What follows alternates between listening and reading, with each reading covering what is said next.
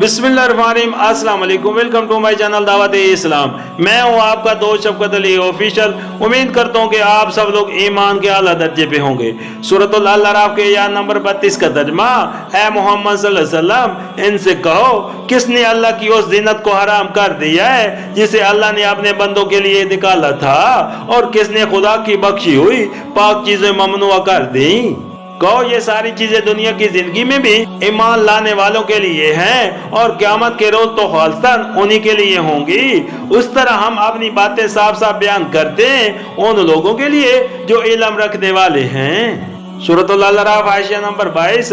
मतलब यह है कि अल्लाह ताला ने तो दुनिया की सारी जिन्नतें और पाकीज़ा चीजें बंदों ही के लिए पैदा की हैं, इसलिए अल्लाह ताला का मंशा तो बहरहाल ये नहीं हो सकता कि उन्हें बंदों के लिए हराम कर दे।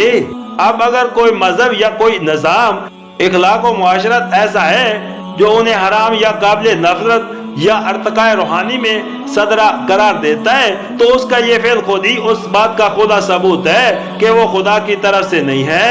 ये भी उन हुज्जतों में से एक अहम हुज्जत है जो कुरान ने मज़हब बातिल के रात में पेश की है, और उसको समझ लेना कुरान के तर्ज़े इस्तेलाल को समझने के लिए जरूरी है। सूरतुल अल-अराफ आयत नंबर 23।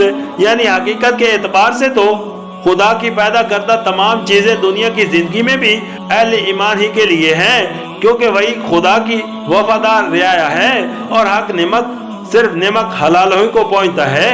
लेकिन दुनिया का मौजूदा इंतजाम क्योंकि आरैश और मोहलत के असूल पर कायम किया गया है, इसलिए यह अक्सर खुदा की नेमतें निमक हरामों पर भी तकसीम होती रहती हैं, और बसा औकात नेमक हलालों से बढ़कर उन्हें नेमतों से नवाज दिया जाता है।